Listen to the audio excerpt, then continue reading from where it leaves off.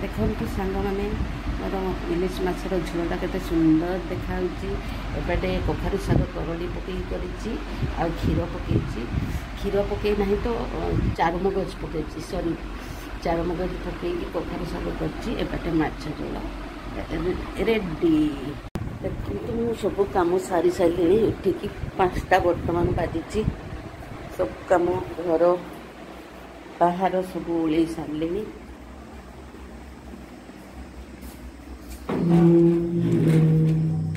सब सफा कर सारे। हेलो हाय नमस्कार जय जगन्नाथ मु अनुपमा मोर आउ गए नुआ ब्लॉग को आपण बहुत बहुत स्वागत।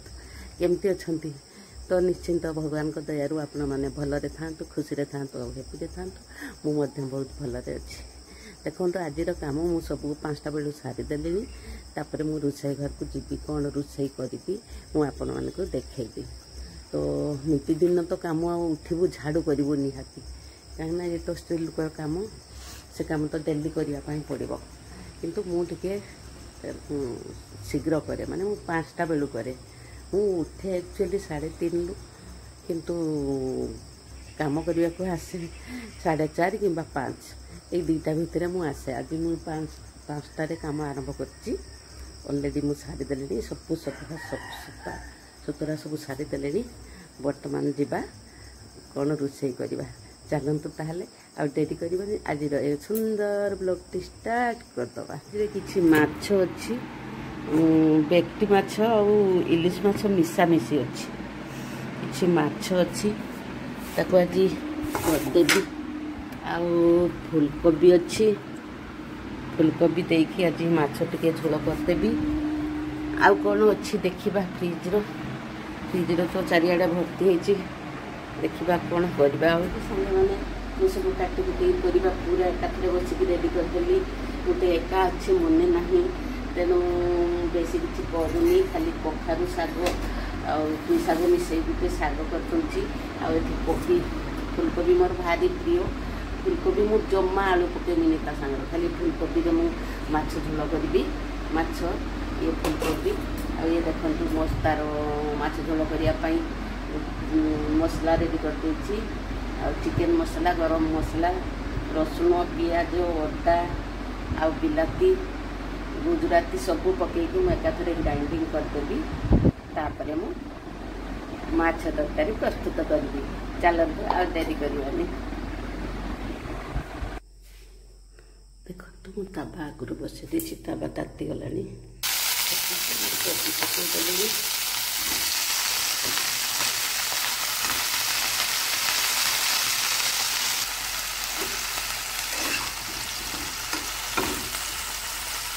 पकईदेली लुण देती हलदी देना लुण देती भाजी कोबी बड़े तरकारी बसी एपटे मोर फ्रेश पिया चलती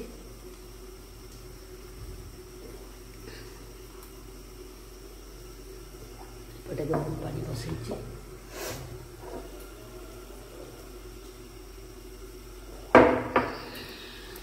देखो माछ झोल रेडी है के सुंदर देखा देखु बहुत बढ़िया देखा ना सांग मैंने मत बहुत बढ़िया देखा देख सांग मैंने मुढ़ी 2टा खाईदे रुटी तो एका करने इच्छा होनी मुनि थाए करे मुनि ना तेणु मुझे एका एत इच्छा हुए तैयारी करने सांग मैंने इलिश माछ माछ जी खाइब टेस्ट नुहे ता झोलटा से टेस्ट हुए मुझे भी आलू पकई करेनी मु खाली फुलकोबी तो करे बहुत टेस्ट लगुच। आ ये है कखारु शाग मुझे करड़ी पकई करड़ी तो आम देशर खाद्य नुहे से पश्चिम ओडिशा खाद्य करड़ी पकई कले बहुत टेस्ट लगे।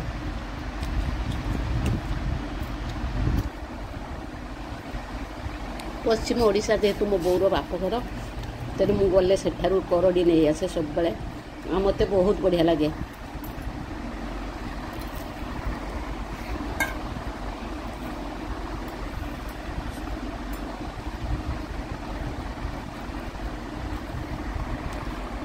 ମୁଁ ଏକା ଭିଡ଼ିଓ କରୁଛି ଏକା ଖାଉଛି ମୁନି ଥିଲା ଭିଡ଼ିଓ କରିଦିଏ କ୍ୟାମେରାମ୍ୟାନ୍ ଥିଲା ସିଏ ତେଣୁ ମୁଁ ବର୍ତ୍ତମାନ ଏକା ନିଜେ ଧରିଛି ମୋବାଇଲ ନିଜେ ଭିଡ଼ିଓ କରୁଛି ନିଜେ ଖାଉଛି। ମୁଁ ଇଲିଶ ମାଛରେ କେବେ ଆଳୁ ପକାଏନି ମୋତେ ଆଳୁ ପକାଇଲେ ଭଲ ଲାଗେନି ମୁଁ ଖାଲି ଫୁଲକୋବିରେ କରେ।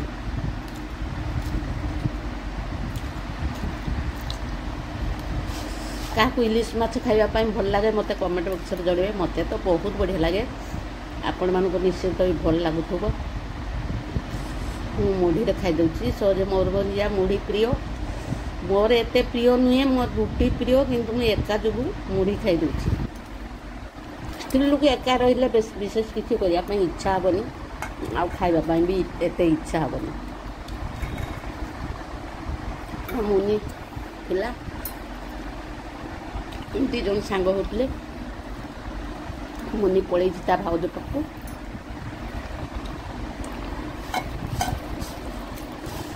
ମୁଁ ଖାଇଦେଉଛି। ସାଙ୍ଗମାନେ କେମିତି ଲାଗେ ଇଲିଶ ମାଛ ମୋତେ ନିଶ୍ଚିନ୍ତ କମେଣ୍ଟ ବକ୍ସରେ ଜଣାଇବେ। ରହୁଛି ପୁଣି ଦେଖାଯିବ ନେକ୍ସଟ ଭିଡ଼ିଓରେ। ରହୁଛି ବାଇ ବାଇ ଟାଟା।